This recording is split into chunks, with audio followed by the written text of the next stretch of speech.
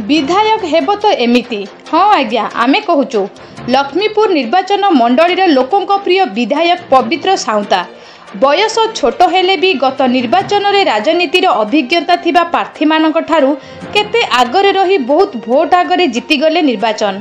तार गोटे कारण पूर्वपरी आज देखा मिली ताहा हेउछि एही युव शिक्षित लोकप्रिय विधायक पवित्र साउंता हृदय। तांकर एही हृदयस्पर्शी हृदय पाई इंजीनियर लोकों प्रिय विधायक होइछन्ति। एहार आउ एक ज्वलंत उदाहरण आज बंदिकार 326 नंबर जातीय राजपथ ठारे देखा मिली।